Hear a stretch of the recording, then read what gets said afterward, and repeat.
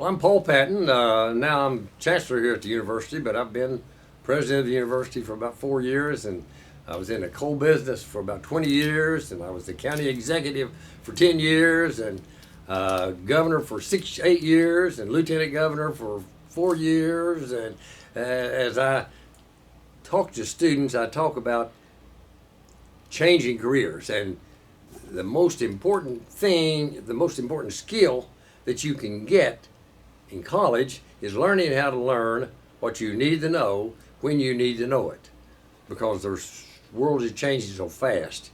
You can't fully prepare yourself for life in 4 years of college. So if you learn how to, with the internet and everything, you can access so much information out there. You can prepare yourself for different occupations. So statistically, you'll change jobs 7 times in a lifetime today. Well, I have 5 major jobs. 20 years in the coal business, one. 10 years county judge, different job. Had to learn a whole new skill set and do it pretty fast. And because I had a good education, I could do that. And then when I became lieutenant governor, I was also the secretary of the state's economic development cabinet, which was a real job, an important job. Again, had to learn a whole new skill set, and had to learn it fast. And then of course, governor was obviously a tremendous challenge, and I think I was moderately successful.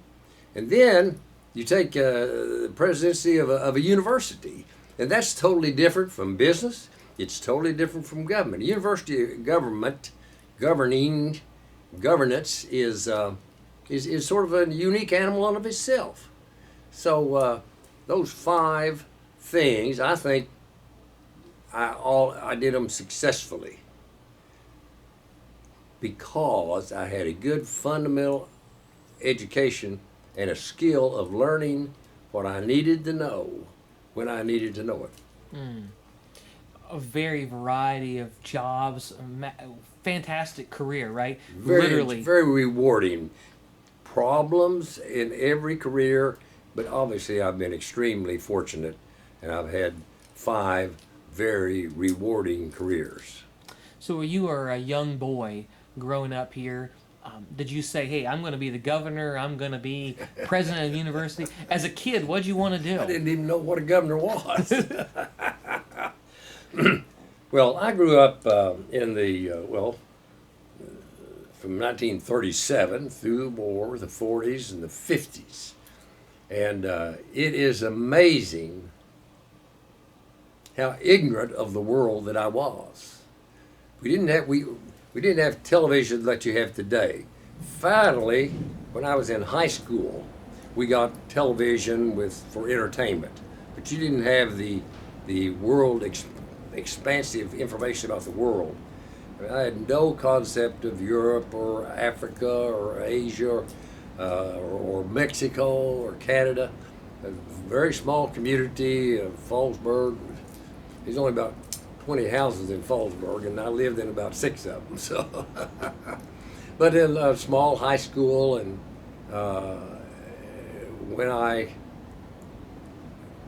in 1 week of the spring of 1955, I graduated from high school, registered for the draft, and went to Columbus, Ohio to try to find a job for the summer.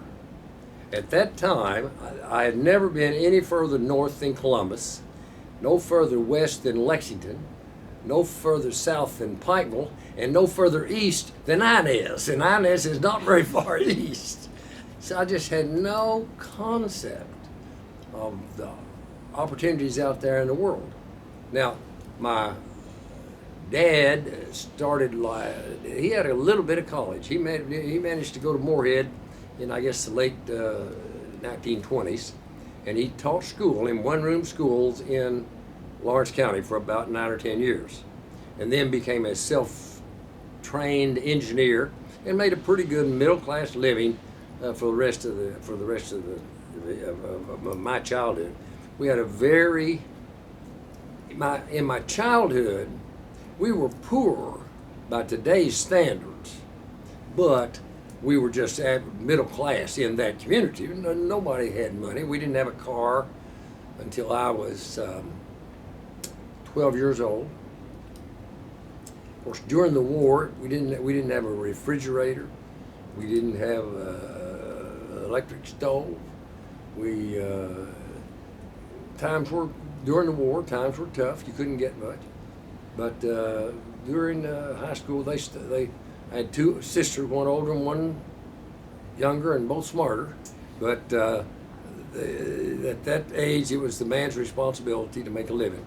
And so they started planning on my college when I was very young. Not for the girls, but for me.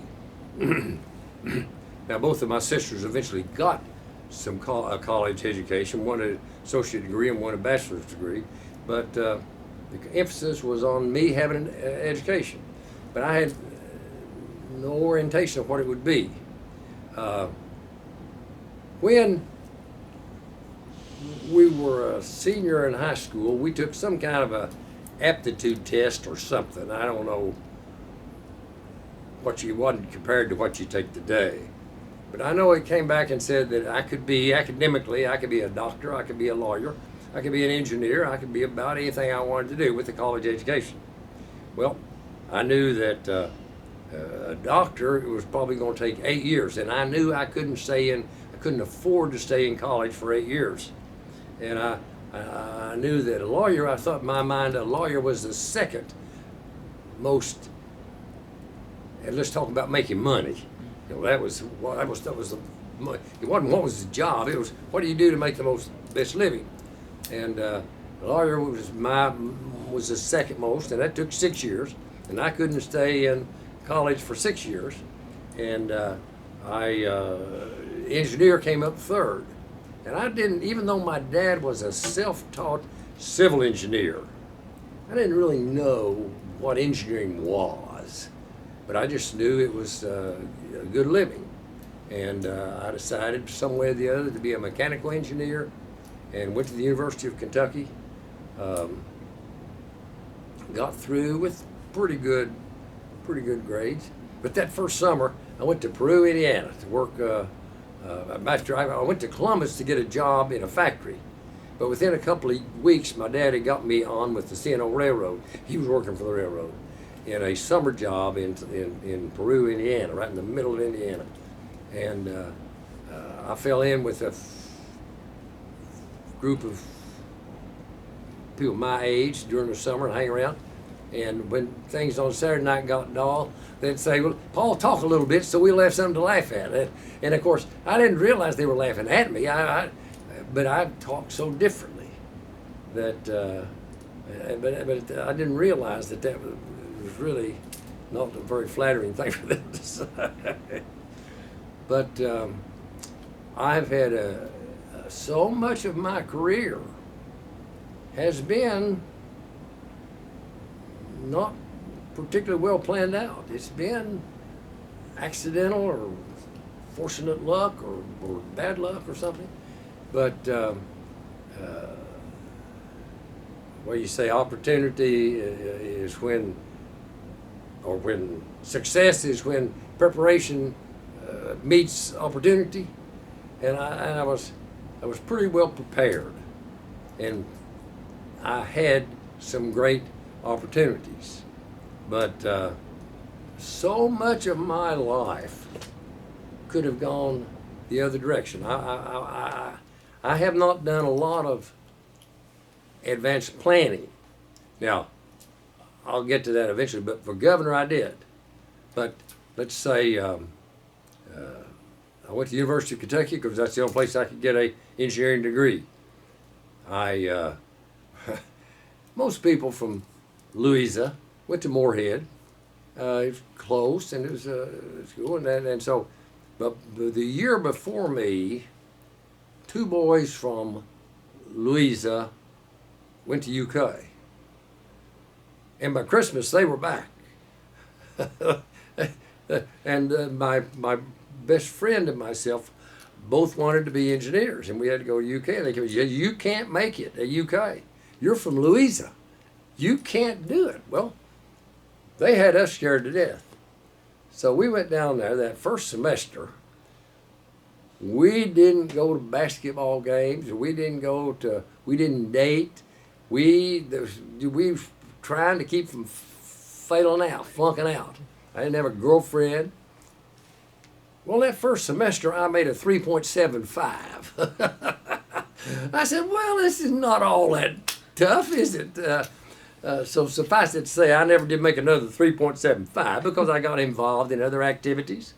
Dated, married a girl, joined a fraternity, which was not very expensive. That sounds elitist, but it was not any more expensive than just being a student. And it turned out to be a lasting source of friendship for me. I have friends today that we made while we were in the fraternity. The university was so large, it was 4,000 people. The University of Kentucky was 4,000 people. Huge in my context.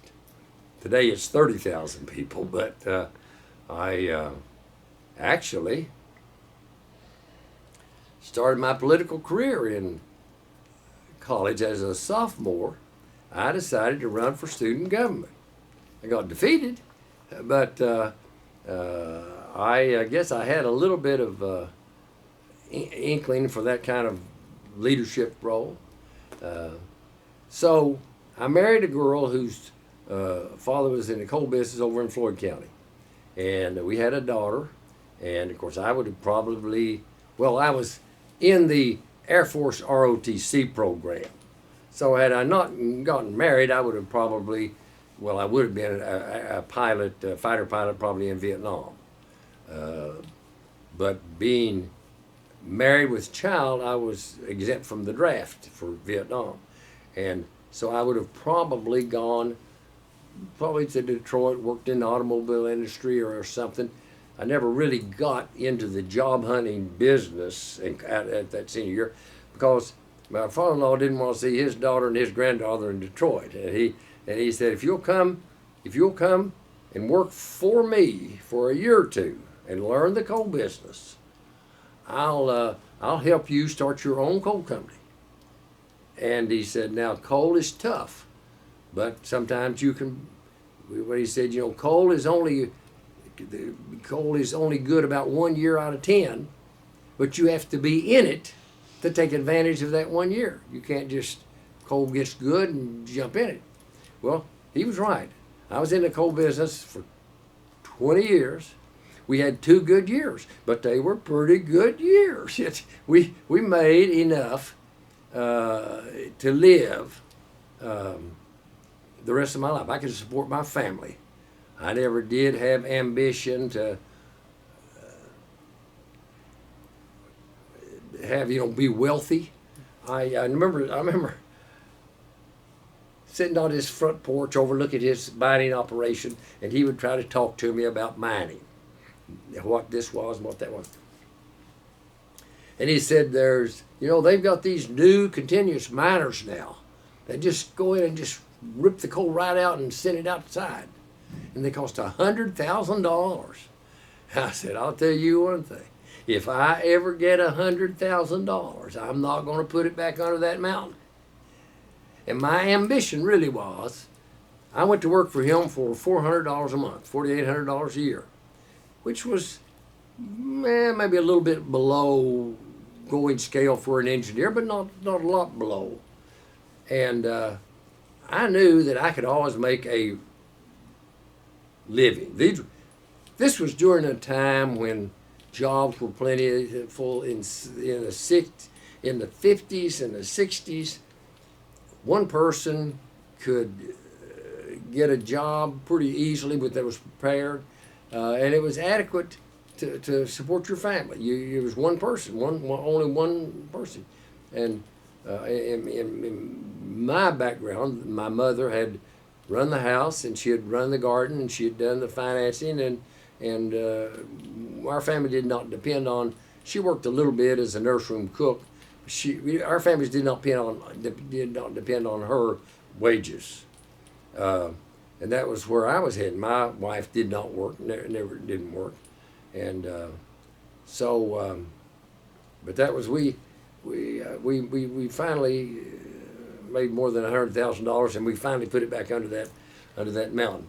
But after 20 years, we had the opportunity to sell, and I was again talking about fortune.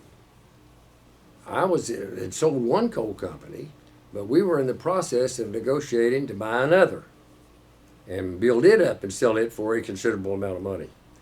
And John Y. Brown, well, I'm going to back up. Can I tell the whole story here? Tell the whole story. How I got into government.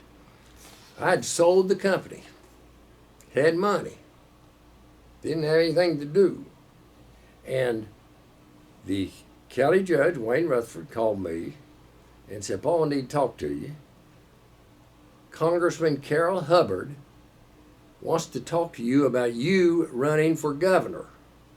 Now, that's the first time that I had ever had any real political ambition. I will say that during the 70s, when money was good, I did get involved in helping political candidates with money, and maybe local people working in the local elections in precincts on Island Creek and Long Fork here in Pike County. So I helped local people get elected. I was just interested in it. Loaf with people in Frankfort. Just enjoyed being around Frankfort, but never really had any ambition to be anything like governor, or didn't have any particular job I wanted to run for. I just wanted to be associated with those people. And so he said, this congressman, that's a United States congressman that I had met, but I didn't know him, very casually. And I said, well, that's crazy. Well, he says, now keep it at that time, the Democrats had controlled Kentucky for years and years and years. And there were some problems with Democratic leadership.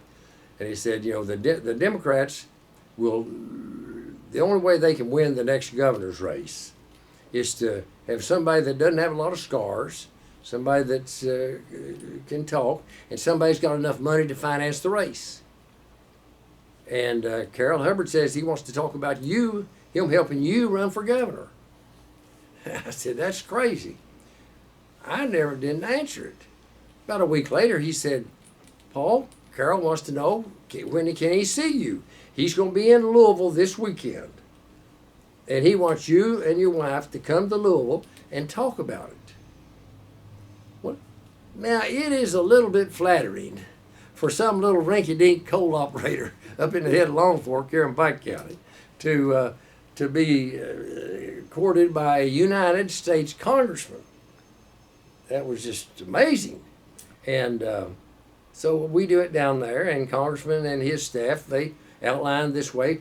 They wanted me to commit to put up $1 million to run the race. If you won the race, you can raise your money back, and he would be my campaign manager.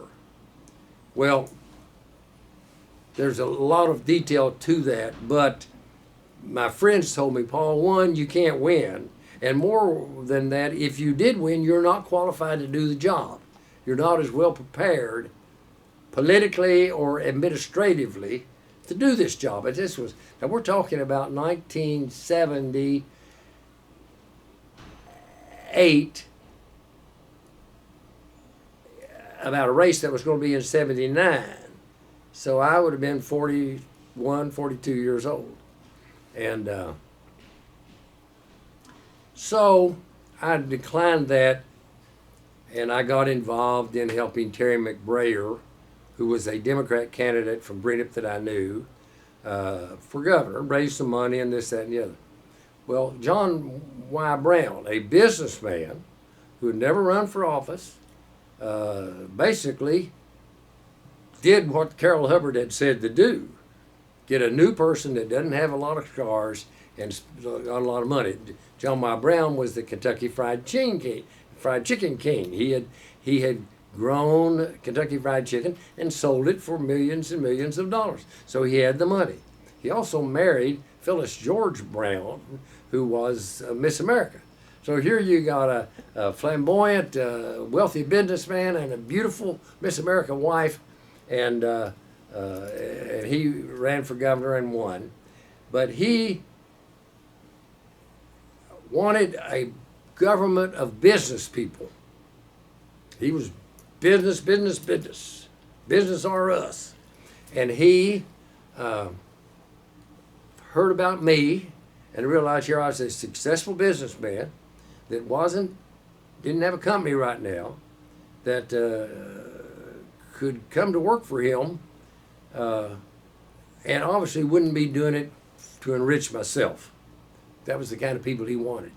And so it was a long process, but he got me to come to work for him as the Deputy Secretary of Transportation. And again, just a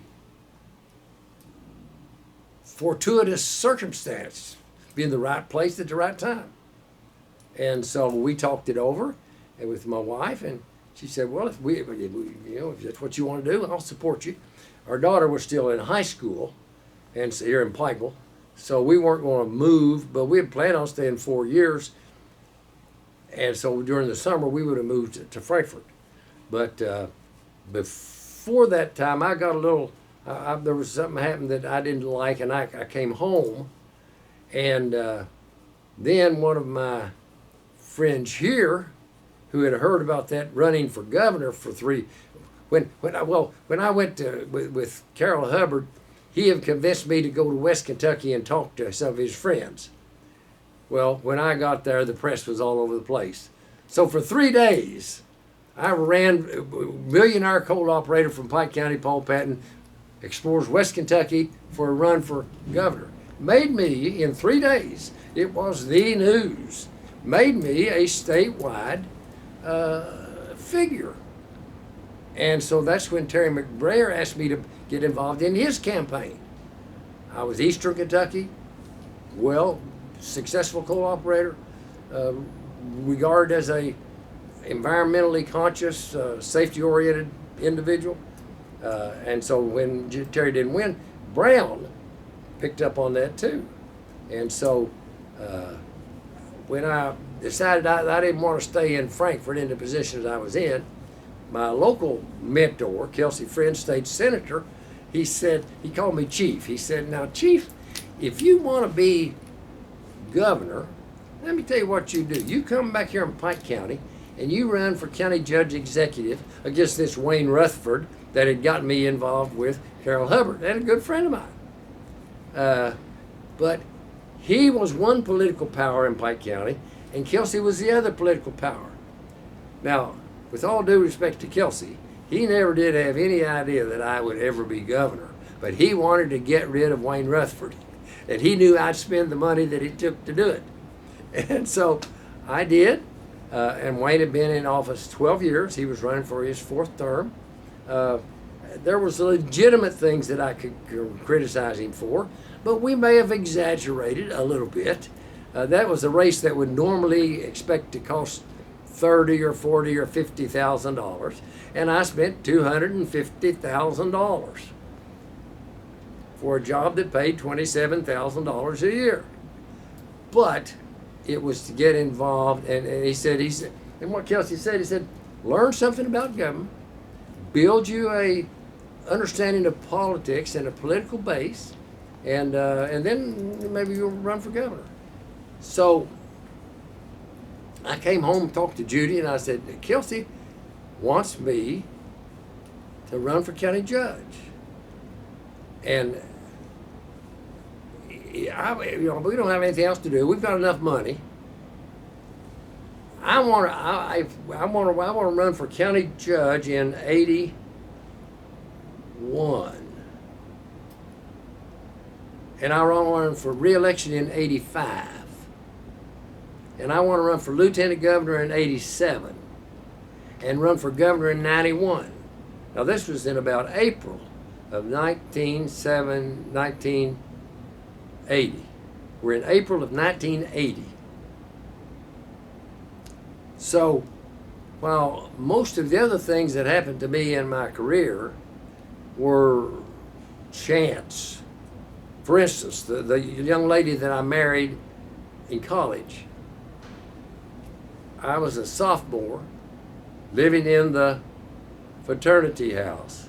And one of the fraternity members came in and said, does anybody want to be a houseboy at the KD house, the Kappa Delta sorority house?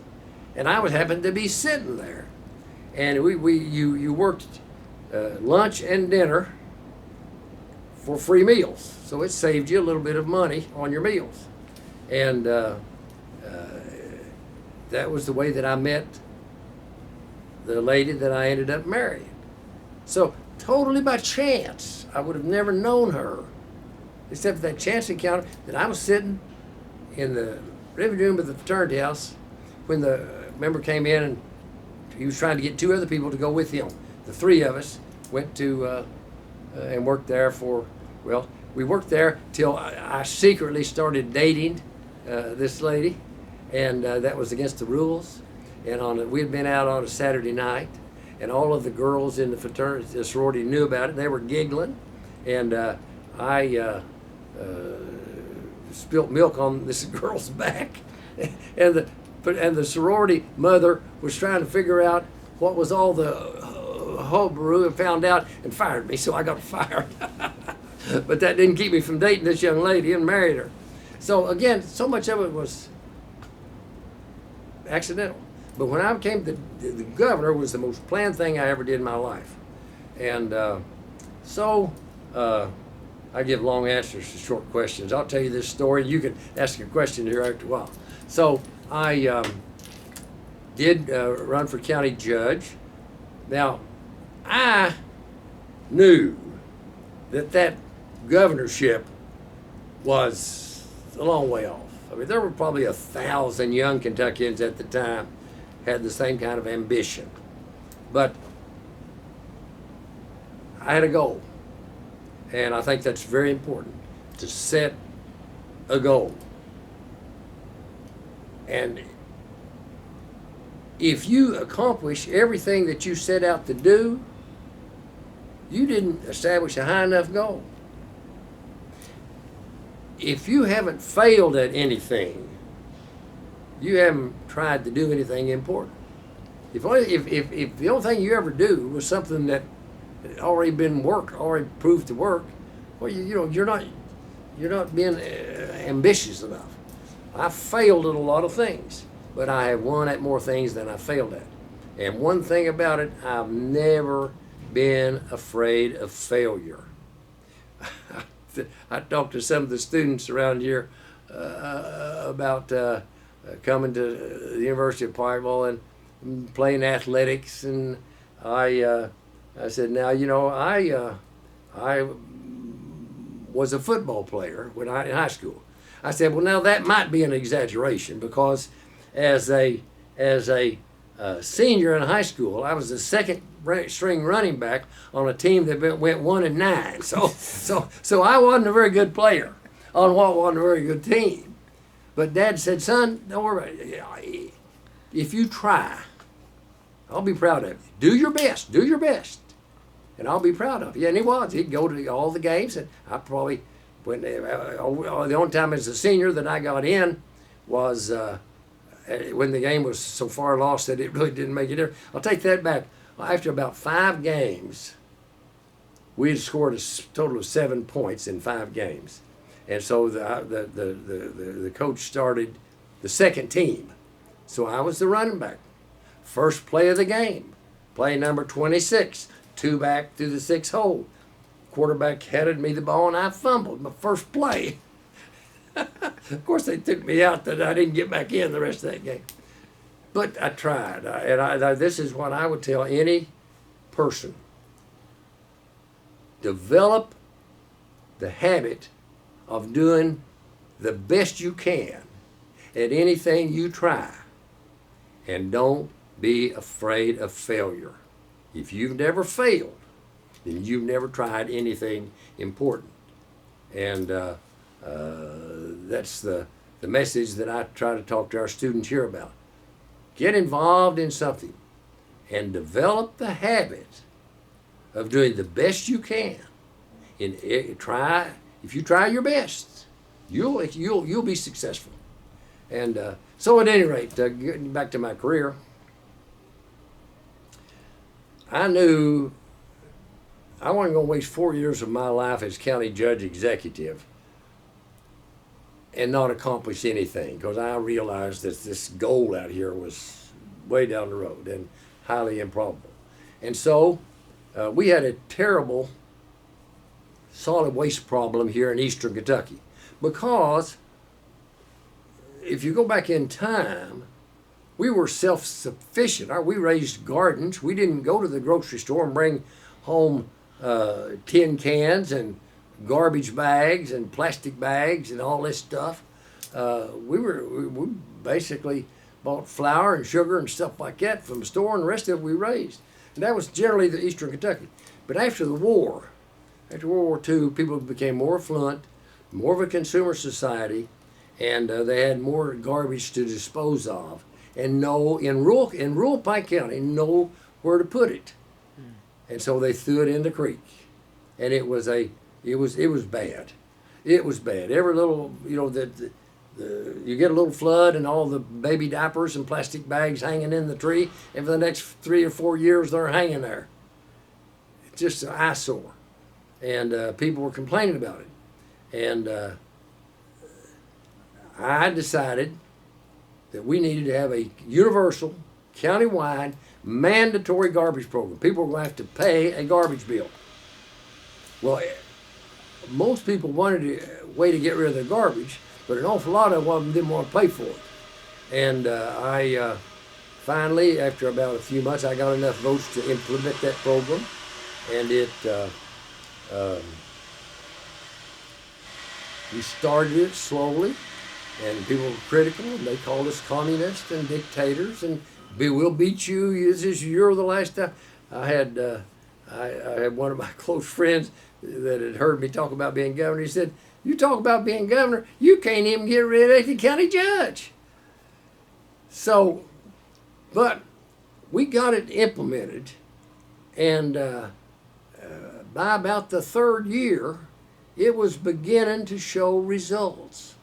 We were beginning to clean up all these garbage dumps out in the county, and people had an option to put their garbage out. And if you didn't pay your bill, we'd still pick your garbage up.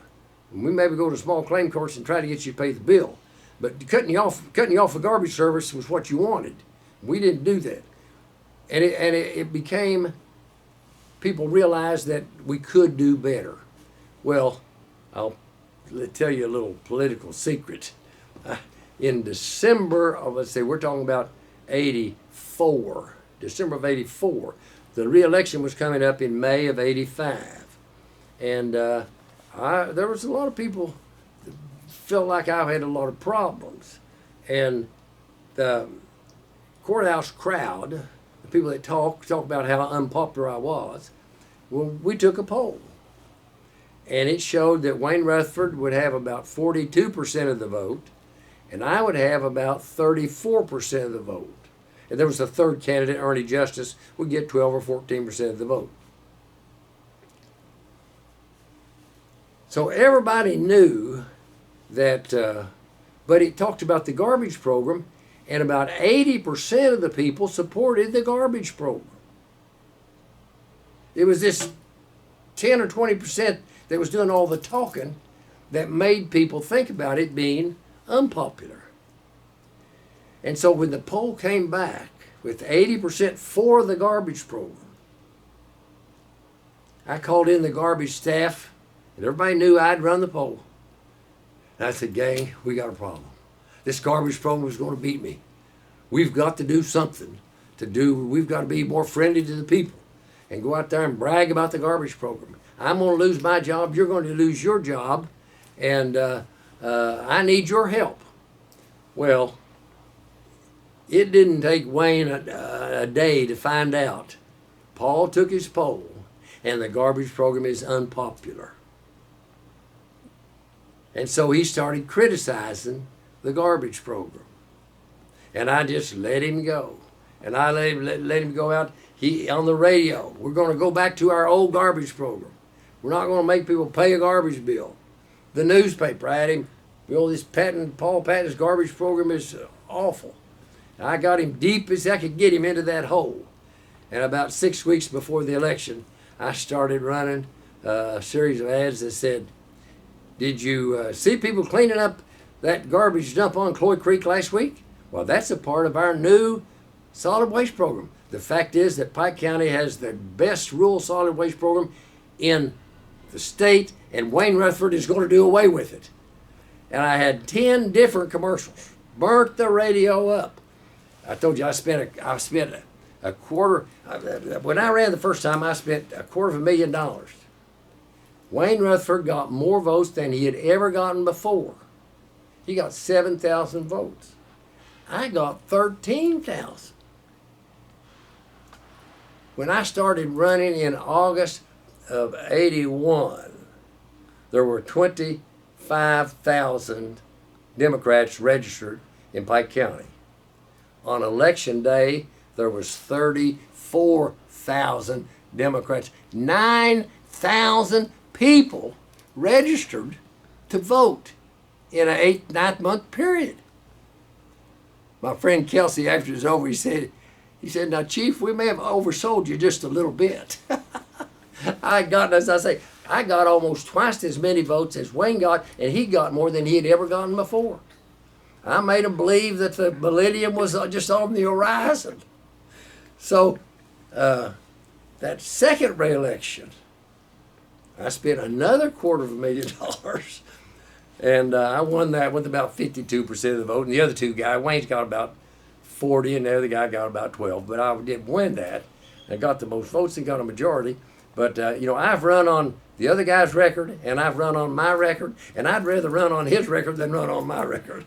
But I did win that race, and the garbage program made me known statewide. Here was a person in eastern Kentucky that had the guts and the ability to impose a tax, if you want to call it that, on people for a beneficial program and got reelected.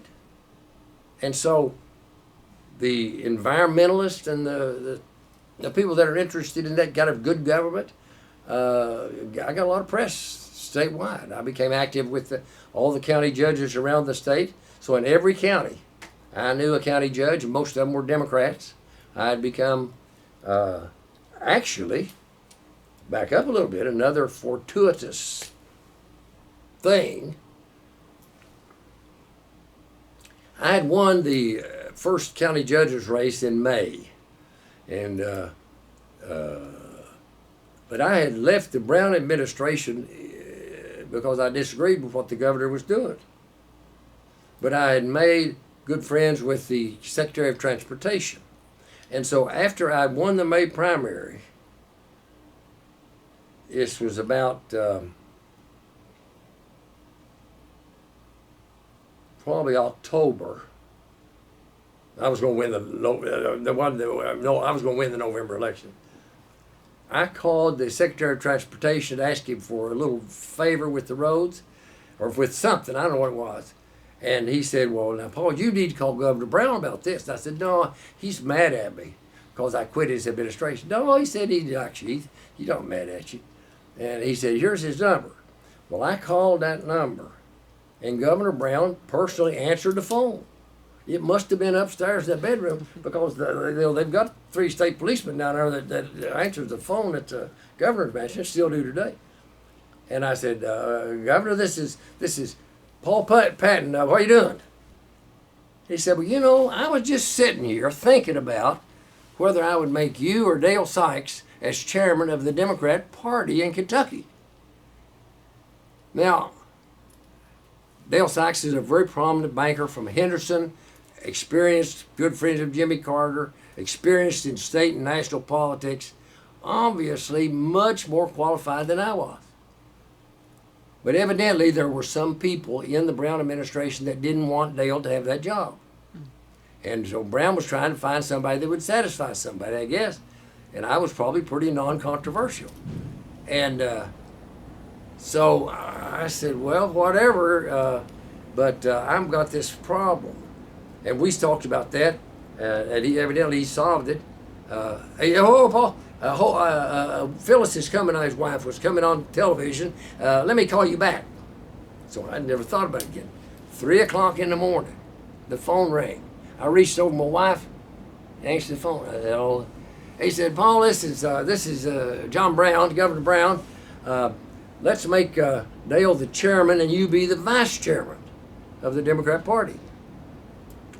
Well, you know, I'm a new county judge. I want to be friends with the governor. I'm yes to whatever the governor wants. I'm his best friend, because I'm going to have to go to him for help for the county. And so I just ignored it. And no, he came back. So he said, we're having a meeting tomorrow. Will you come to Frankfurt and at noon? The committee meets tomorrow at noon. And well, I happened to be going to West Kentucky anyway. All I had to do was just start a little bit earlier. And so I left the next morning, and I got to Frankfurt at 12 o'clock. And the existing chairman, Tracy Farmer, he said, you know what the deal is, don't you? I said, yeah. You want to have Dale to be chairman and me to be vice chairman. He said, no, that's not the deal. He wants his father, who was a prominent, John Y. Brown Sr., prominent politician in Kentucky, been in the state legislature, maybe in the Congress or something. He wants his father to be, his father was old. He wanted to give his father a little prestige and give him the chairmanship, but expect you to do the work as vice chairman. I said, whatever, you know, whatever, I'm here. And so the governor came in, the governor called, and this Tracy Farmer, the chairman, said, Governor, I'm going to ask you one more time, don't do this. They'll crucify you, and they'll crucify your father, and they'll crucify the party. Don't do this. I hear Paul, he wants to talk to you. Well, he said, Paul, why don't you just be chairman? I said, okay, whatever. You know, I'm anything. So he comes over, and they elect me chairman.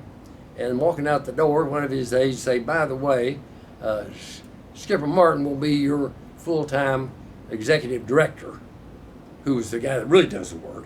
I wouldn't be paid to be chairman. I would just go to events and stuff like that. But the staff would do the daily work of the party. I didn't know Skipper Martin from Adam, and so we became acquainted. And we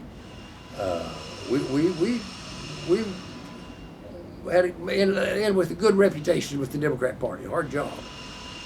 But Skipper Martin became convinced that I had political potential, and we became friends. So I stayed on as chairman for about a year and a half till Martha Lane Collins was elected governor, the nominee, and then she took over. But me and Skipper started plotting about it. You know, I said, you know, my plan is to try to be governor. This is my plan. I go run for re-election next year, but I'll run for lieutenant governor in '87. And so we bought into that. And so I started traveling Kentucky. This was a non-paid part-time job, but I would spend 1 or 2 days a week going to every county in Kentucky, getting acquainted with the chairman, making a speech to the loyal Democrats.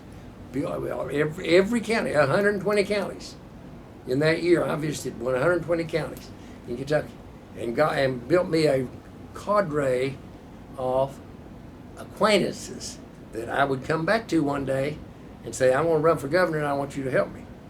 So I started laying that groundwork when I got that chairmanship job. Again, another unfathomable thing. If I hadn't have called John Y. Brown at that moment, when he was looking for an alternative for the next day,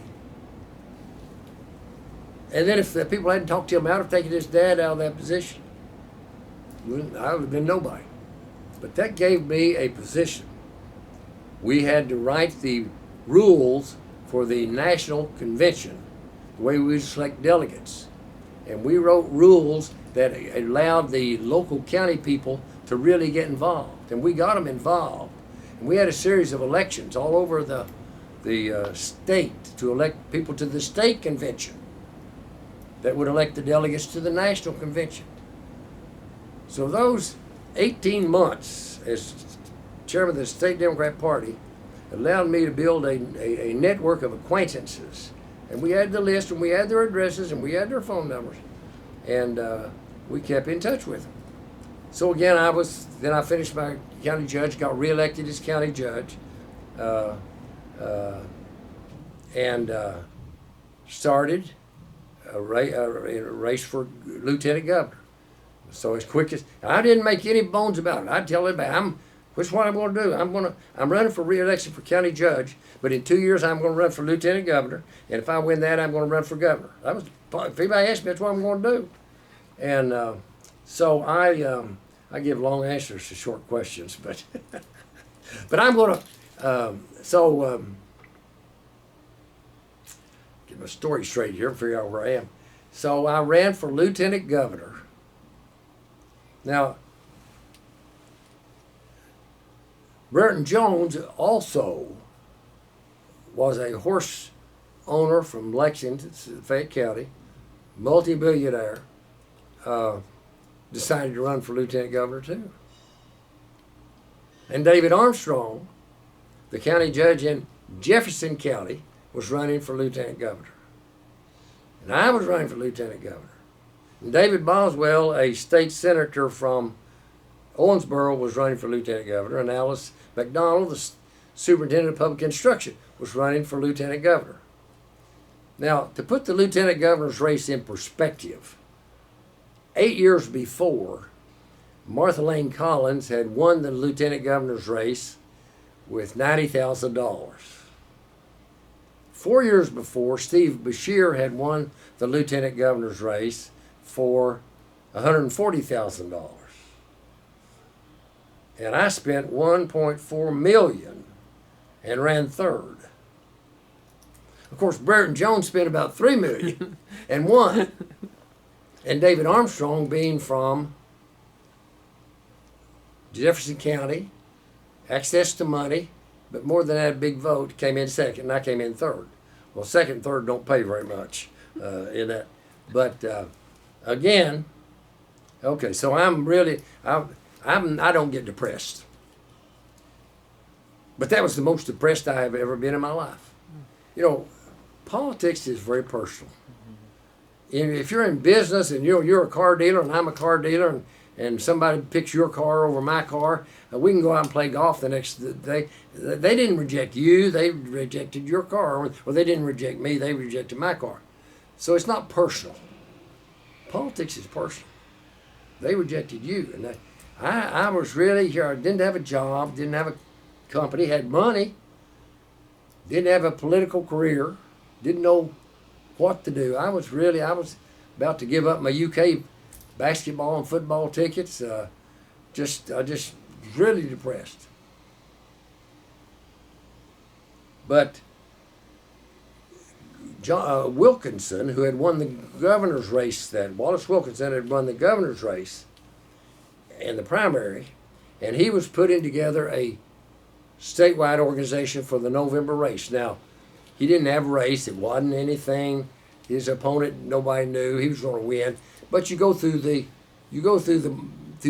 motions, and he asked me to be the statewide organization chairman for his governor's race.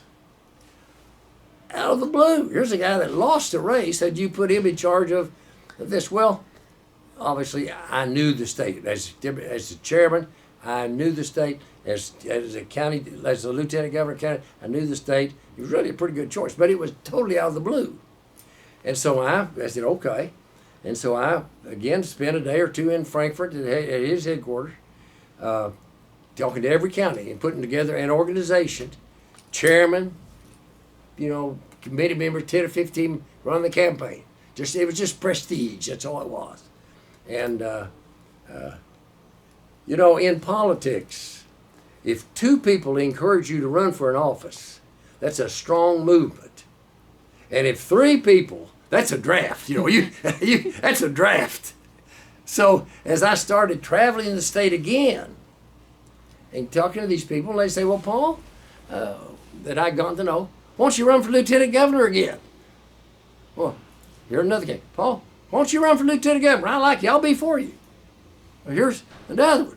And before the November election had come, I'd sat down with Judy and I said, I'm going to try it again. I'm going to try it again.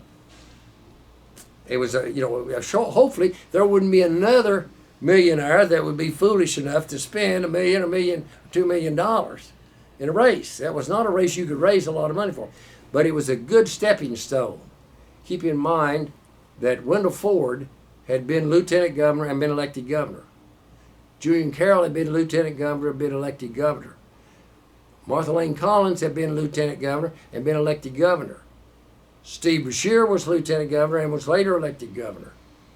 It was a good stepping stone because at that time you had a job, you had a staff, you had an office in the Capitol, you had a mansion, you could bring people in, and you didn't have any risk. You didn't have to make anybody mad.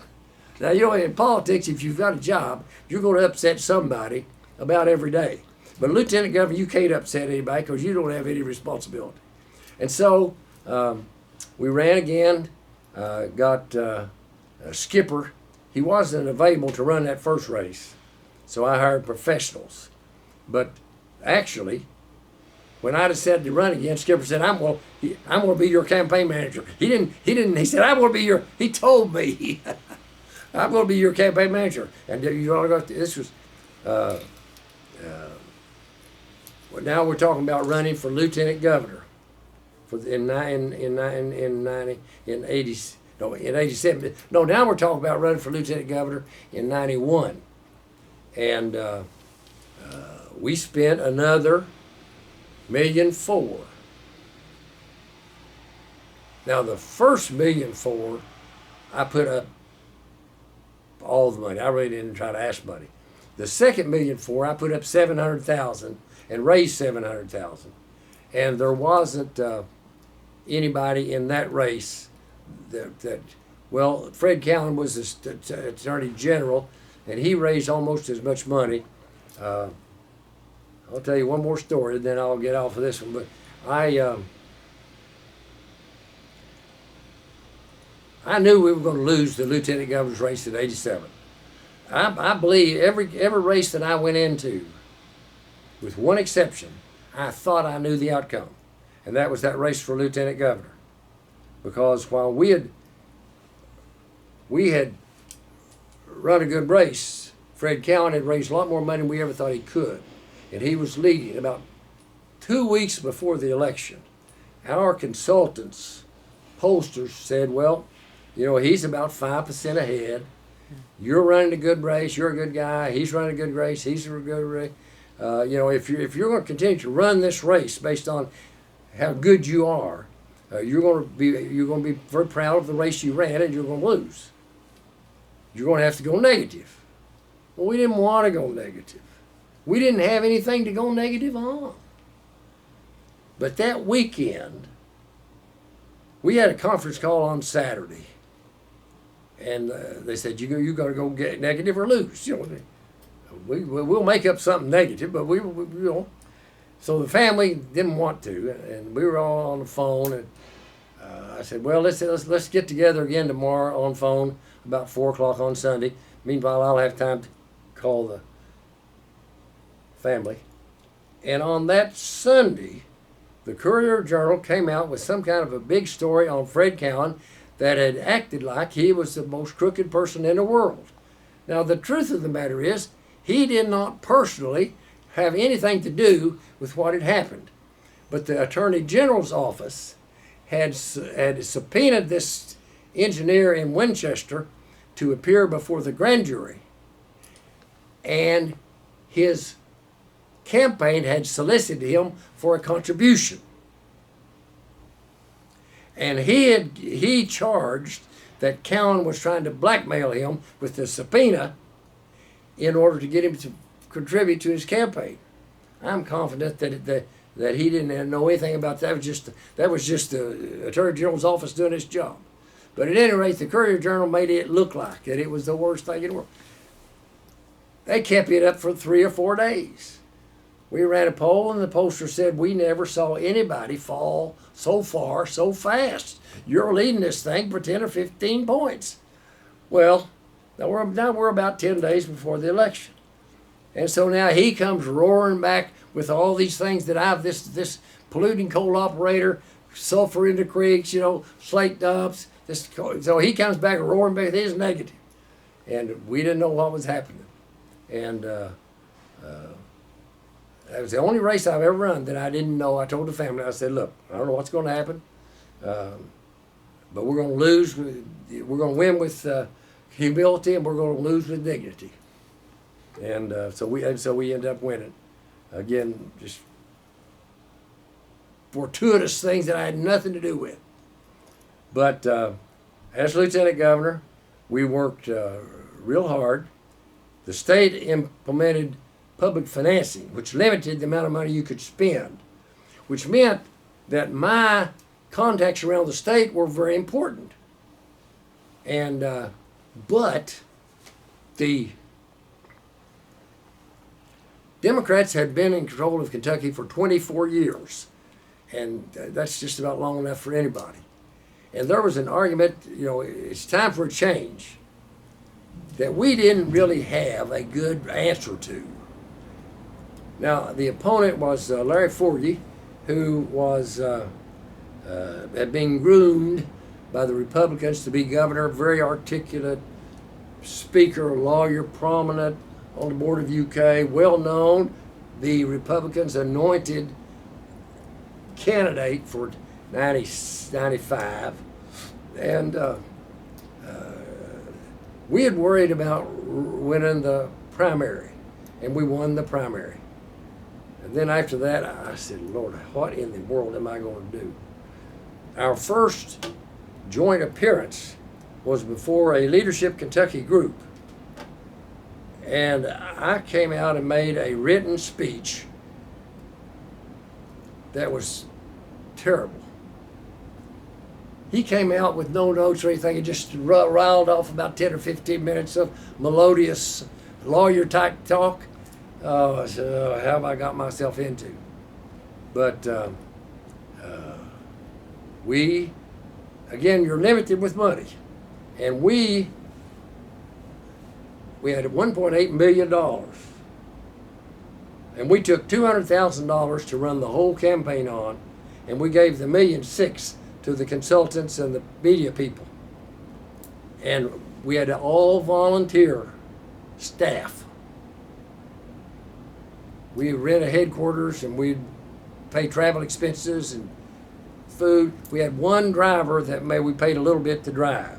But we had about 10 volunteers. My sister and her husband and another sister came in and worked for free. My son Chris worked for free. My daughter Nikki worked for free. So we had a big staff. Skipper worked for free. The press secretary worked for free. Bill Beam worked for free out of Louisville. So we didn't spend money on staff. He had spent about half his money on staff, and he only had about half as much for television. And we may have exaggerated a little bit. It was Newt Gingrich. I'm going to shut up here. It was Newt Gingrich's contract with America, which we called the contract on America, and we nationalized the race. We could not justify a continued 4 more years of Democrat leadership in Kentucky. So we blamed Forgy for everything that the Republicans in Washington were doing. And they were talking about selling TVA, which meant they would be selling the lakes. And so we accused Forgy of supporting the GOP's plan to sell the lakes. We drove them crazy. They didn't have anything to do with selling the lakes. But we had this commercial. This woman was talking to her husband. Said, "Did you hear that Larry Forgy was going to sell Kentucky Lake?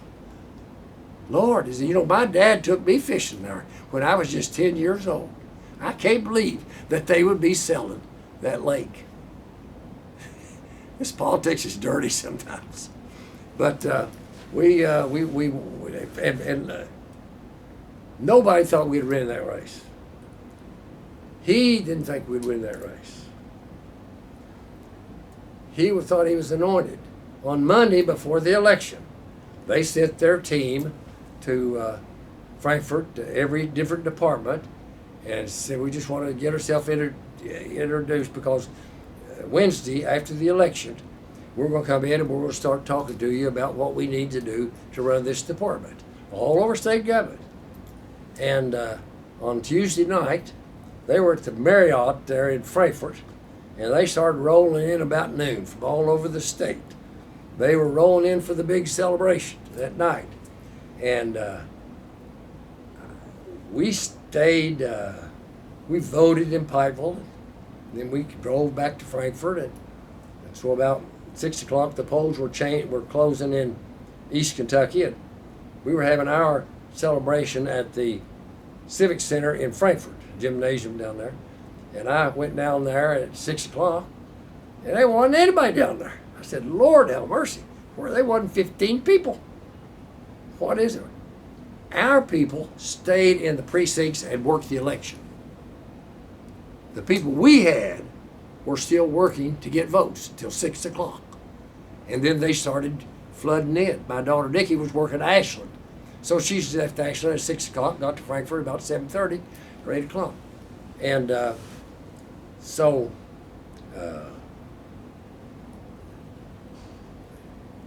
we won that election. Nobody thought we did. Bill Clinton called me that night, congratulated me. And the strategy that we attacked the Newt Gingrich contract on America had been successful. And according to the Clinton people, they used the pattern of the way we had run our race for the way he ran his race for re-election, which was the next year. And so that's how I got to be governor. You got another question? That's perfect. You covered everything in that question. I mean, that's fantastic. I'm gonna get me a drink of water, but I'll be right back. You want a drink of water? No, I'm good, thank you. Oh, you haven't been doing much talking. No, I haven't. I haven't been listening here.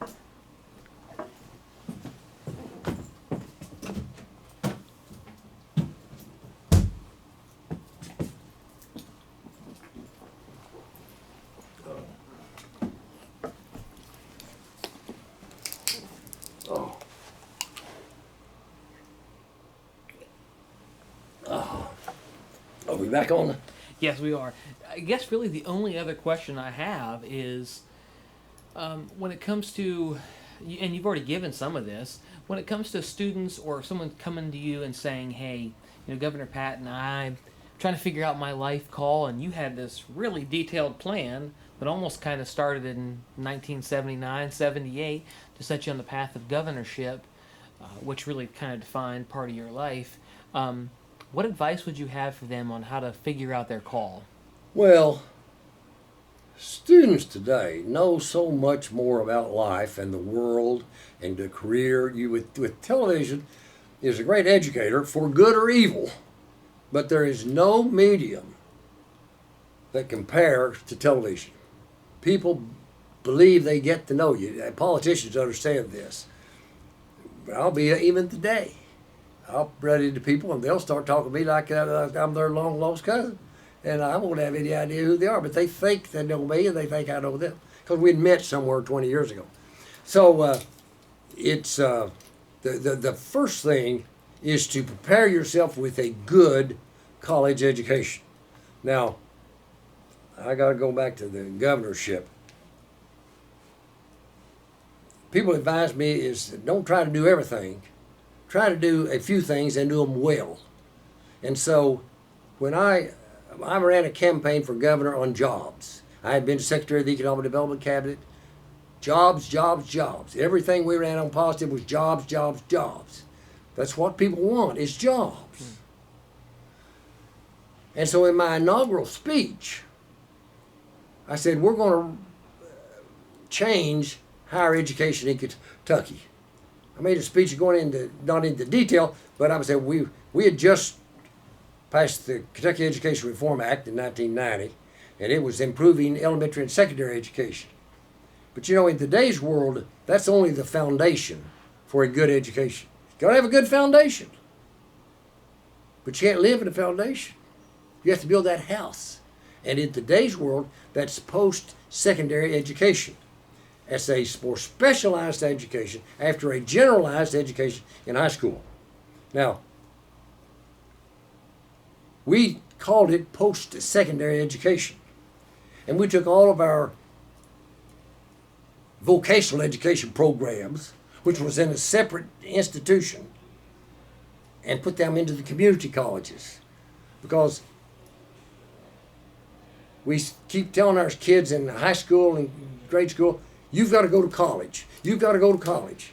And then they graduate and they say, well, everybody ought to go to college, but you ought to go to a vocational school, which had a lower prestige. But you know, here at the University of Pikeville, we've got a medical school. That's a vocational school. We've got a college of optometry. That's a vocational school. We've got a college of business education.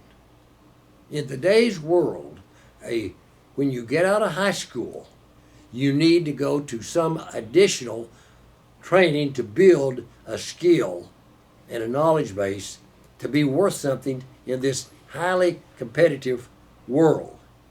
The opportunities available to young people today are greater than they've ever been, but the pitfalls are greater than they've ever been also.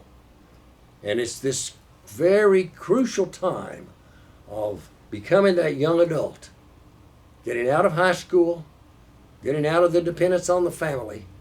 This is the most crucial time in a person's life, in my opinion, where they have the freedom to make choices.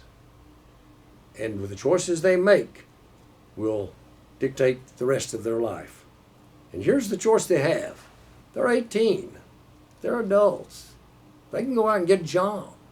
They can work for minimum wage at McDonald's. They can afford to live independently. They can afford to have an old car. They can get that independence and that freedom to do whatever they want. But they're punishing themselves for not preparing for the future. Now, there's lots of help. And so getting back to the, we wanted to make every post-secondary, everything after high school in college. So we didn't have to say, well, you need to go to a vocational school. You need to go to college. And you might want to study nursing at the college. Or you might want to study diesel mechanics at the college. Or good jobs, or hydraulics, or electrician, or education, or just a whole array. And we have a lot more counseling available to students now to sort of evaluate their skills and their interests and give them some direction to prepare themselves for a specific career. Now, keep in mind that they may only work a few years in that career and another opportunity might open up. But if you've got that basic ability to learn and the discipline that you get in college of self-directed learning, you know, in high school, it's pretty well laid out there for you. In college, and what I try to talk to students, college is a experience in self-directed learning. And if you develop that habit of learning how to learn what you need to know in college, then you'll carry that through life. And so So I made my career. We passed a major bill that people didn't think we could pass. And that's what I'm known for. The one thing, if you ask anybody in Kentucky, what's the one thing, the most important thing that Paul Patton did while he was 8 years as governor? They would say he passed the Higher Education Reform Act of 1998. That picture on the wall over there is me signing that bill on the Capitol of the on the steps of the front of the Capitol, and that's. I think we did lots of other things But that's the one signature thing that I did. And in my opinion, it was the second most important piece of public policy that this state has adopted in my lifetime. The first, more important, was the Kentucky Education Reform Act, where we made a commitment that we're going to have good grade schools and high schools. And you know, by the time that I left, when that bill was passed, our schools, our elementary and secondary schools, were thought to be maybe 47th or 48th worst in the country, by maybe Louisiana and Mississippi. By the time I left office, we were generally thought to be about 30th, almost in the middle, almost average.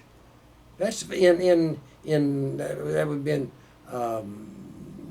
22 years. In 22 years, we'd gone from 48th to 30th, and we were still going. But again, that's the foundation. And we started building that home, that house.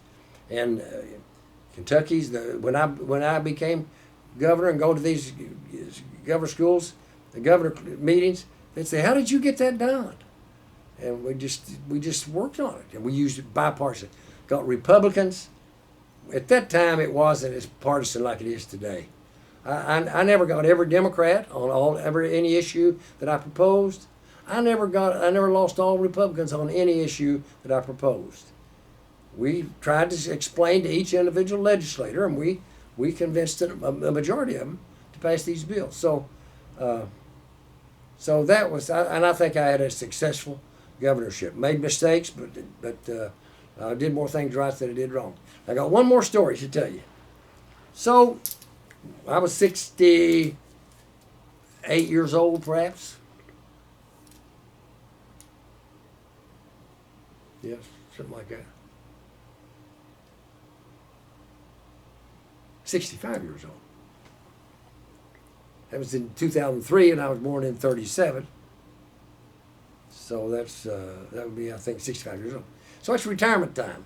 So we all our kids were out on their own. We came back to Pikeville and just started. I just messed around for a while. Helped my son with the coal mine. Didn't do much, and I'm going to tell you a story. When we left Frankfort, the college wanted us to make this college the repository of our memorabilia and our historic papers. That's normal. Normally it would be the University of Kentucky, or maybe Western, it depends on. So I had been on the board here at that time probably 30 years, still on the board, and they said, "We'll get a grant and we'll give you an office and your wife an office here on the campus if you'll make us the repository of your memorabilia." So we did that. And so they fixed this office, and I would come over here and meet people and everything. Wasn't doing much of anything. And a young man named James Hurley called me. And I didn't know James Hurley from Adam. And he said, "Governor Patton, I'd like to come and talk to you." I said, "Well, that's fine. I'll be over to the office, you know. I ain't got nothing else to do." So he came here, and I was sitting at that desk, and he was sitting at that chair. And he said, I want you to help me become president of Pikeville College." Now, the president had just left unexpectedly. The president had only been here about 6 months, and he left. And things weren't going well here. We had lost enrollment, big deficits. It really was shaky. And that thought of being president of Pikeville University College had never crossed my mind. But he said, "Governor Patton, I want you to help me be president of Pikeville College." I thought. And I said, "Well, what ought to happen is I ought to become president of Pikeville College, and you ought to come here and help me do it." Oh, he said, "Yeah, I'll do that." That was a 5-minute conversation.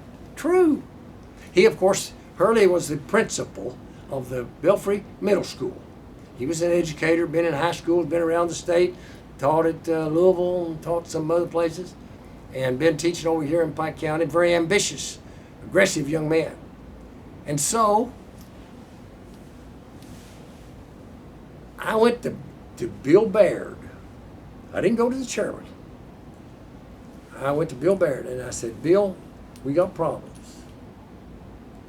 Now, if the board wants me to take over for a year and see what we can do while you're trying to get a president, but we had just done a national search. We didn't have time to do a national search, and we didn't have the reputation to get anybody any better than the last guy. And I said, let me try it for a year, if the board wants me to. But if they don't, if they got somebody else, that's fine with me. I'm a supporter. I'm for the college. What's the best for the college? And evidently, I don't know this, but evidently he talked to Chairman Dodson, because within a day or so, Chairman Dodson called me and said, I need to talk to you. And we had lunch up at the Landmark, and he said, I can't remember more. He said, I understand you are willing to be president, or I need you to. But at any rate, I said, well, if that's what the board wants, I'll try to do it. And so they did. They didn't do any searching one day. And so I got James Hurley to come, and he knew something about education. He knew something about, I did not know anything about the administration of a college, really. Now, I'd been on the board, but the board just deals with the big issues. But the president's going to deal with the little issues, and the faculty and all that stuff. And so we brought in some people here to talk to them and what we're going to do. And this was just, the school was just starting. Our enrollment was down 300 or 400. We were down a little more than 600 undergraduate students. The medical school was beginning to get on solid ground, but and I can tell you all kinds of stories about that first year. But again, totally out of the blue. And yet, the 4 years that I spent here as president of Pikeville College, became the University of Pikeville, established the new middle school building, got the medical school, raised its prestige, were among the most rewarding years that I've spent. Not on the big scale of governor. That's a great job. There's problems with it, but it's a great job. But on a smaller scale, being here and seeing these individuals come in, shy, uncertain, and sometimes just blossom like a rose. I'm sure you've seen the same thing. In 4 years, a transformation of this young adult into a competent, confidence, able person with enough confidence to go out and conquer the world. And that's what a good 4-year liberal arts education will do. And I've had the opportunity to be involved in that. So with Mr. Hurley, after about a year, I began to understand, and I knew that he knew our clientele. He knew the superintendents in this region. He knew the principals in this region. He knew the guidance counselors in this region. And we had to have enrollment in the undergraduate program. We had to get it up to 1,000. And so he and I, first off, we revamped the scholarship program.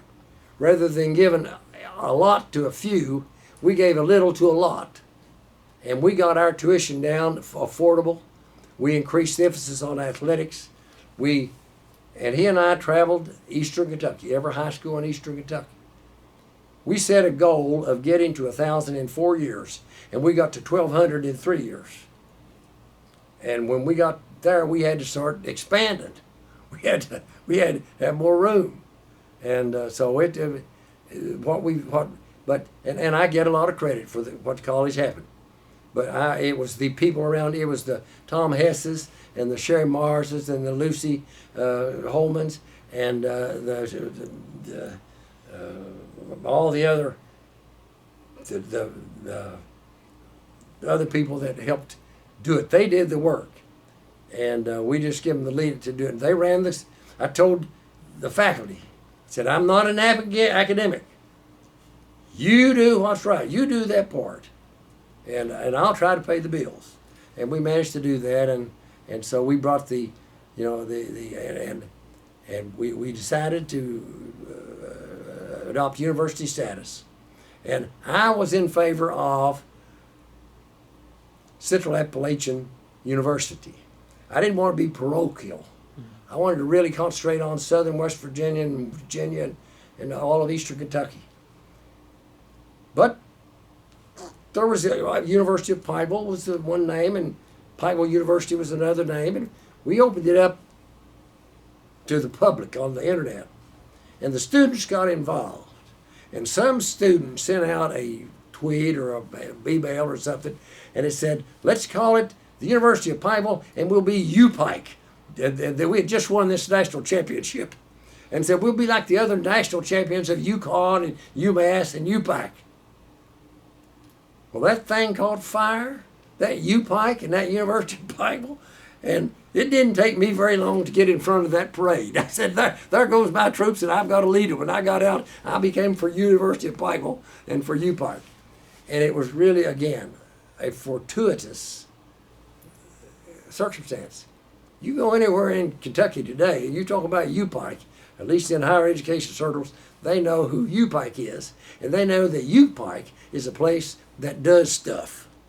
And we've done stuff with the medical school and the College of Optometry. We are a highly respected, and we're economically stable. We're not flush. It's every penny, but at least we're paying the bills. And we're a very highly recommended, highly recognized, respected university. Small university, but a personal university. So again, there. Let me back up and talk to your students about what they ought to be talking about as they consider college.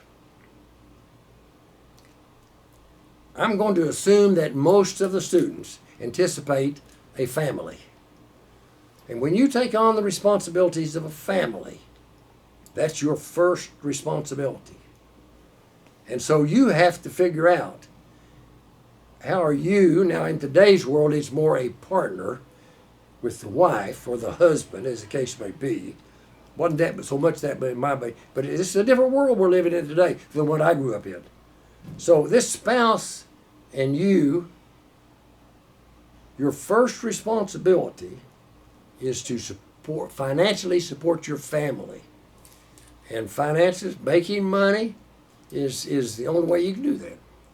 And when we look at the middle class, which is what everybody ought to aspire to, it's a substantial income and somewhere between $50,000 and $100,000, and you could, depending on how many children you have and other issues, but you can have a middle class living where you can have a home, and you can take a vacation, and you can send your children to college, and you can enjoy that family. And that's your first responsibility. Now, in this country, we have to have people, we have to have capitalists, we have to have people that make a lot of money. And preparing yourself for college, you might end up being one of those people. Like I did. Like I say, my goal in college was to have $100,000. And yet I fell into a situation where I was one of those people that can make millions of dollars. And you don't know whether you're going to be one of those people or not. So, but let's say you are one of those people. I want to assure you that being a millionaire is not the secret to happiness. I've seen money cause people just as many problems as it has solved for them. Sometimes I've seen the more money you make, the less happy you are. Because life is built around that core activity of raising and enjoying a family. And what I would say is that once you get to where you have satisfied that obligation, and I was 42 years old, I had achieved enough money to educate my children and to live on for the rest of my life. What was my purpose in life? That my children were out of the house? What is my purpose? And it wasn't making more money. I was in the process of trying to get back in the coal business because it's all I knew. But I didn't need the money. About the only thing I could have done was lost what money that I had, because if you haven't been bankrupt as a coal operator, you're not much of a coal operator. You can make it fast and you can lose it faster. And I never in a very dangerous industry, I had never had a person in my direct employee killed in the mines. I had 2 that were badly injured, and we took care of them, and they ended up being able to work and retire. But I had a reputation as a very environmentally conscious, responsible coal operator. About the only thing I could have done was to destroy what was a darn good reputation. And so that opportunity came to make people's lives better through government. And once you have achieved that responsibility of looking after your family and educating them, and make sure you and your spouse have enough money to live on comfortably the rest of your life, joy in life comes from helping other people achieve that same goal. And you can do that through government. And I did it for 2 years in government. And I can go all over Kentucky and all over Pike County and see things that people are enjoying: a baseball field, a walking track, a job, a factory. And nobody there would have any idea that I had ever had anything to do with it. And yet I would know that if I had not gotten personally involved, if I hadn't gone to Frankfurt and gotten the grant to build that baseball field, it wouldn't be there. If I hadn't gone to New York and found that company to build that factory and convinced them to come to Kentucky, it wouldn't be there. Those people wouldn't have that job. And I get great satisfaction out of that. And by the same token, here at the University of Pikeville, I have equal satisfaction. Because I know that as we send 500 young people out into the world, well, more than that probably, through the medical school and prepared, I had something to do with it. Not all of it. You know, Boyd Boozer and Bill Betts and Andy, all those people had something to do with it. But I had something to do. I contributed a little bit.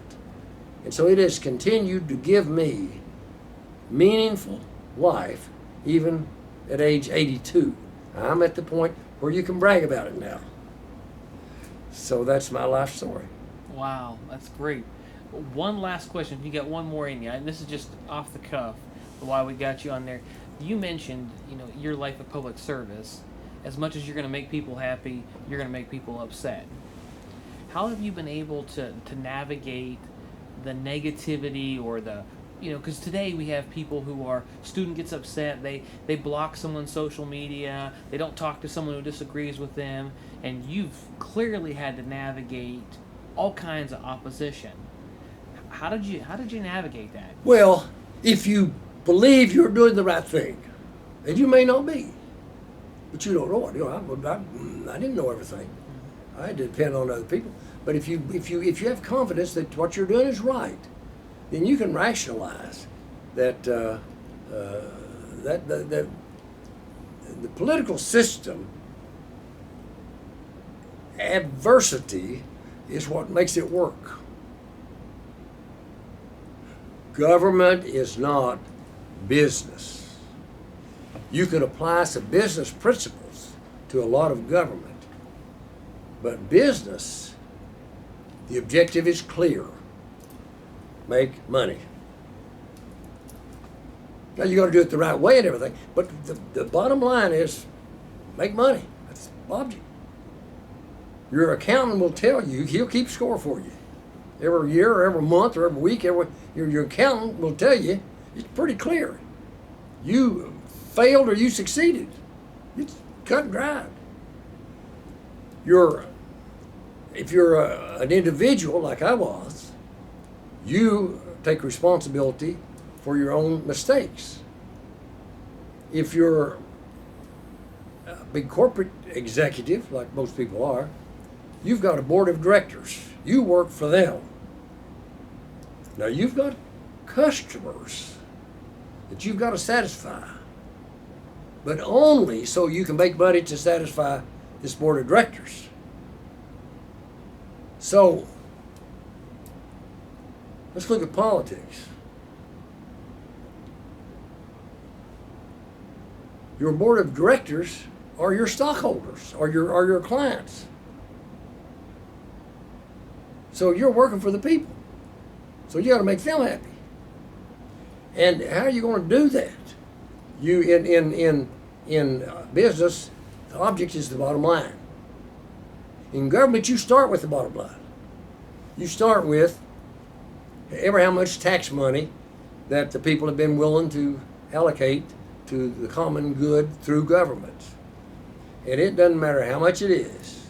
It will never do enough to do what needs to be done. And it will certainly not be enough to do what people want done.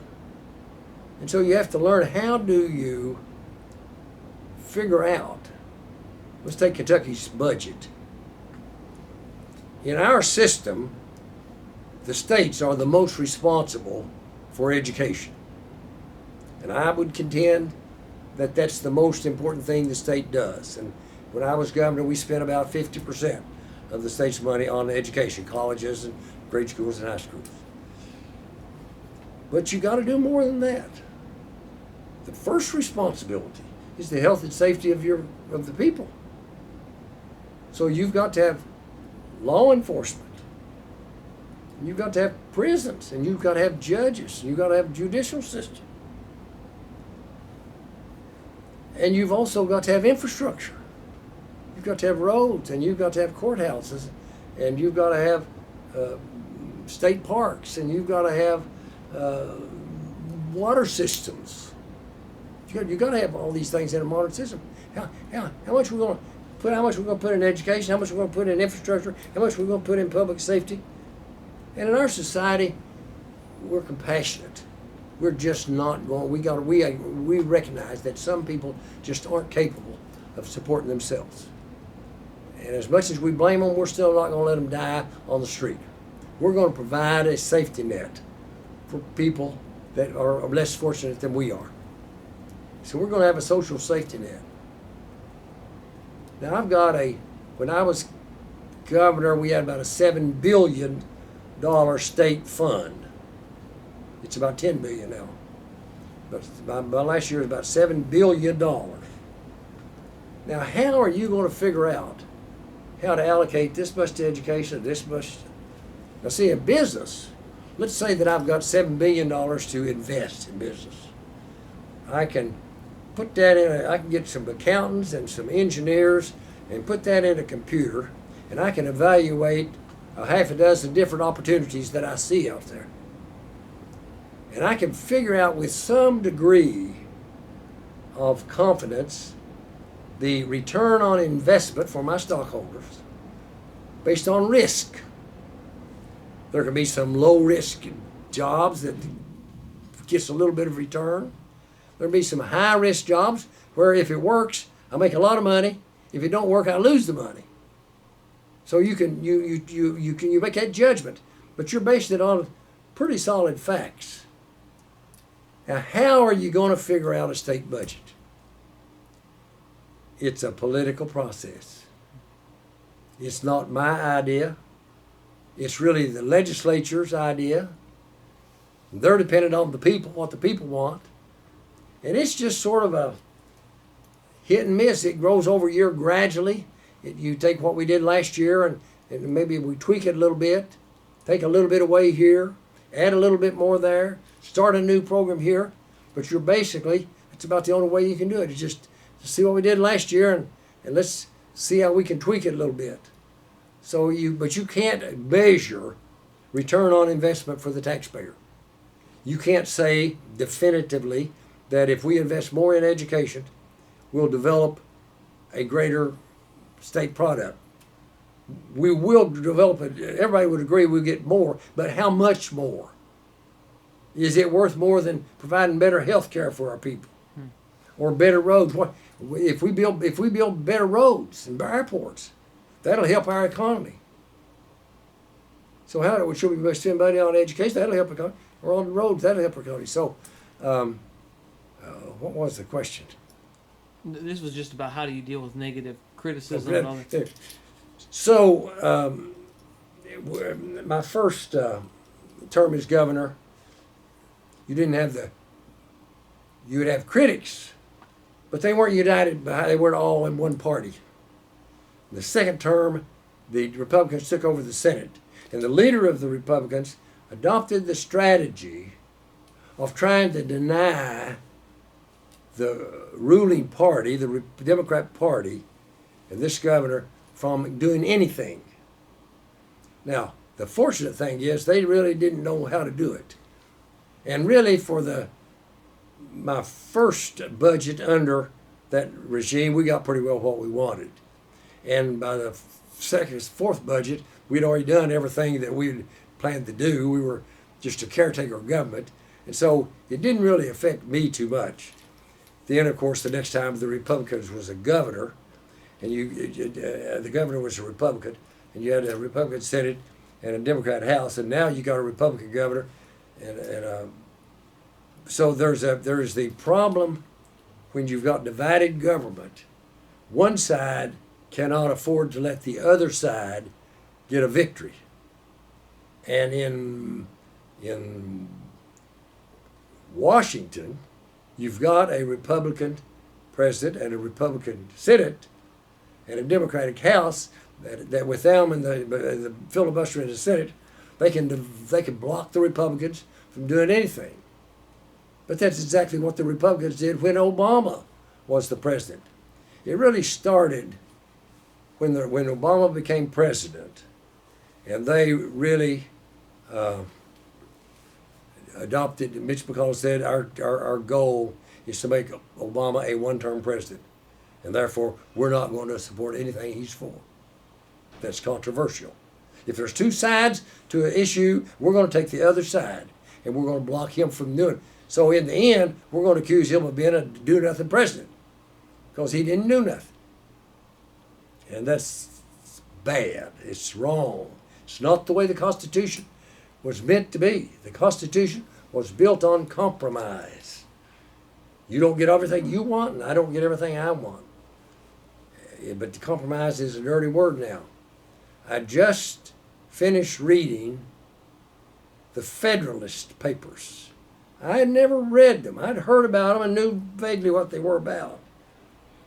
But there's 85 essays for the adoption of the new Constitution. In 1786, 87, I think it was adopted in 1788. There was 85 essays against adopting the Constitution. That's the Federalist Papers. And that was about a year and a half or 2 year debate. And somehow or the other, and I don't see how they did it, it could not be done in today's atmosphere. Our Constitution, which is based on compromise. We had issues like slavery. People felt strongly about slavery back then. But they compromised. They said after 20 years, you're not going to import any more slaves. And you're not going to take it into any place that it doesn't exist.